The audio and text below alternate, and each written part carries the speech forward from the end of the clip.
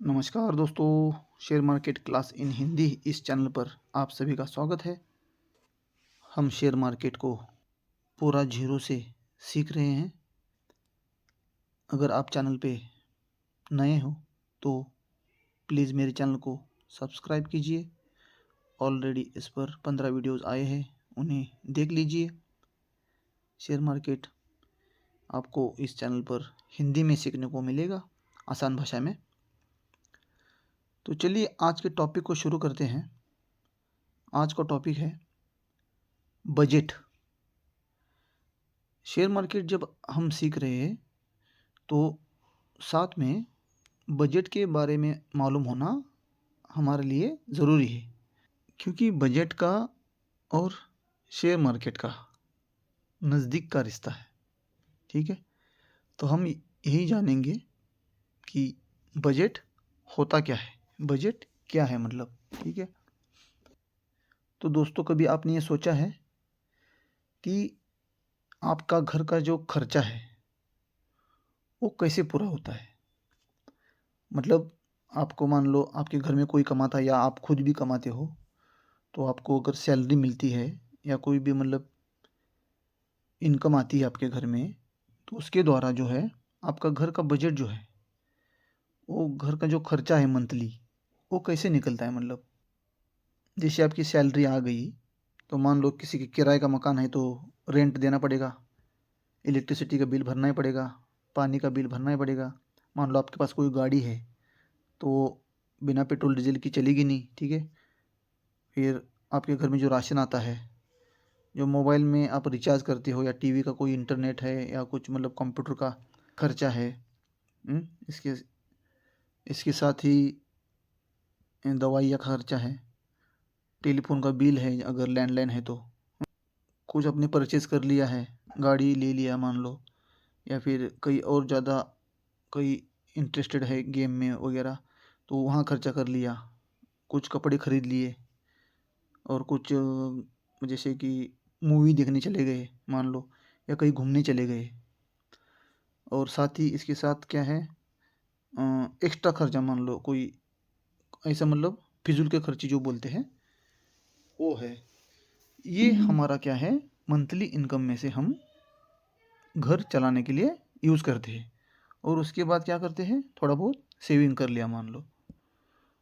तो इस तरह से हमारा मंथली सैलरी के ऊपर या इनकम के ऊपर खर्चा चलता है। तो इसी को हम क्या बोलेंगे, बजट। देश, अपना जो देश है वो भी एक घर की तरह ही है।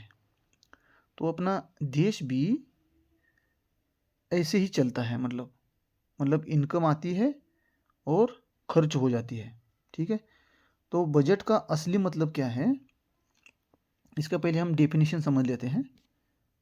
बजट का मतलब किसी निश्चित अवधि, जैसे एक महीना हो गया या एक साल के लिए आय मतलब कमाई, और व्यय मतलब खर्च का अनुमानित विवरण योजना है, जो वित्तीय प्रबंधन और संसाधनों के बेहतर आवंटन के लिए बनाया जाता है, जिसमें धन के प्रवाह को ट्रैक किया जाता है ताकि वित्तीय लक्ष्यों को प्राप्त किया जा सके और फिजूल खर्ची जो है उससे बचा जा सके।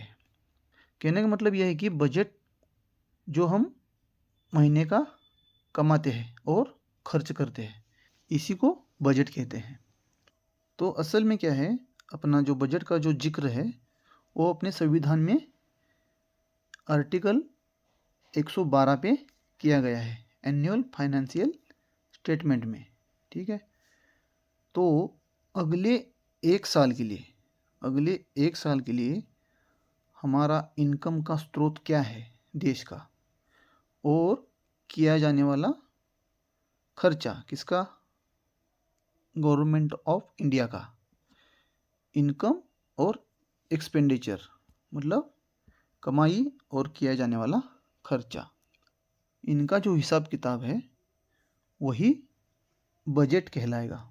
ठीक है, तो अभी हम देखते हैं कि हमारे देश में जो पैसा आता है, गवर्नमेंट के पास जो पैसा आता है वो कहाँ से आता है। Sources of revenue and expenditure, of the government of India, मतलब गवर्नमेंट के पास पैसा कमाने का साधन क्या है और वो कहाँ कहाँ खर्चा कर दिए है, हम इसको समझते हैं। तो पहली बात है तो गवर्नमेंट टैक्सेस के ज़रिए पैसा कमाती है, ठीक है। उसके बाद जीएसटी आ गया, कॉरपोरेट टैक्स आ गए, फाइन है, फाइन के तौर पे लोगों से वसूल लिया, या फिर कोई फीस है मान लो, लोन्स है, साथ ही कोई पुरानी अगर प्रॉपर्टी है गवर्नमेंट की तो उसको बेचने के बाद भी पैसा मिलता है। उसके बाद गवर्नमेंट की कुछ शेयर्स है, उसको बेचने के बाद पैसा मिलता है। इसी को क्या कहेंगे, डिसइन्वेस्टमेंट कहेंगे, ठीक है। जो प्रॉपर्टी या शेयर्स बेच दिया इनको डिसइन्वेस्टमेंट कहते हैं। तो अभी ये गवर्नमेंट के पास पैसा आ गया, अभी ये पैसा एक कहाँ खर्च करती है गवर्नमेंट, अपनी सरकार जो है कहाँ खर्च करती है, तो वो करती है पब्लिक सर्विस के लिए, ठीक है। पब्लिक सर्विस में क्या क्या आता है, जैसे कि स्कूल हो गया, स्कूल में खर्चा कर दिया, कोई स्कूल बना लिया मान लो, ठीक है। या फिर जैसे कि रोड बनाना है मान लो, रोड बना रहे हैं, रेलवेज़ है, ठीक है। देश की सिक्योरिटी मतलब डिफेंस है, ठीक है।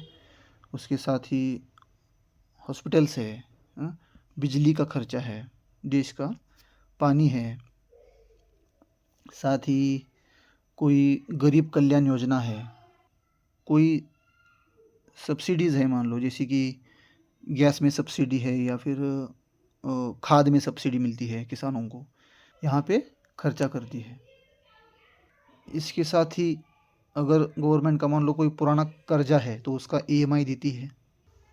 तो अभी कॉमन मैन मतलब आप जैसा और हमारा जैसा कॉमन मैन जो है वो ये सोचता है कि ये क्यों ज़रूरी है, मतलब बजट क्यों ज़रूरी है, मतलब क्या मुझे क्या फ़र्क पड़ता है, बजट आए ना आए क्या फ़र्क पड़ता है मुझे, ऐसे मतलब।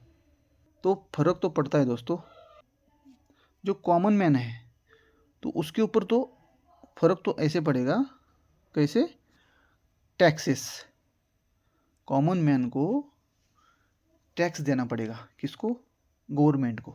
और टैक्स देने से जो मंथली हमको इनकम है उसमें भी फ़र्क पड़ेगा, मंथली जो इनकम है हमारी वो घट जाएगी, या जो इनकम मिली हमको वो कम हो जाएगी, ठीक। साथ ही कस्टम ड्यूटी जो है वो अगर गवर्नमेंट ने बजट में बढ़ा दिया तो सोना हो गया या लैपटॉप हो गया या फिर मोबाइल, इन जैसी चीज़ें क्या हो जाएगी, महंगी हो जाएगी। साथ ही जॉब्स, बजट में अगर मान लो गवर्नमेंट ने इंफ्रास्ट्रक्चर में खर्चा करने का सोचा है तो क्या होगा, बहुत सारी जॉब्स क्रिएट होंगी, लोगों को जॉब्स मिलेगी, किस वजह से, इंफ्रास्ट्रक्चर की वजह से। तो कहने का तात्पर्य यही है कि बजट ये कम सैलरी वाला हो या ज़्यादा सैलरी वाला हो, सभी के लिए मतलब ये एक इवेंट की तरह है, ये सालाना होने वाला एक इवेंट है, हर साल होता है ये। तो दोस्तों मतलब क्या है, बजट एक स्पीच नहीं है, सिर्फ एक स्पीच नहीं होता है जो फाइनेंस मिनिस्टर देती है बजट वाले दिन पे। तो वो क्या है, स्पीच के अलावा देश की तरक्की का एक रोड मैप होता है। तो ये छोटा सा वीडियो था बजट क्या है ये बताने के लिए। अगर वीडियो अच्छा लगा है तो लाइक कीजिए, शेयर कीजिए, चैनल पे नए हो तो सब्सक्राइब कीजिए, और बजट के ऊपर दूसरा वीडियो जल्दी ही मैं लाऊंगा। थैंक यू, धन्यवाद।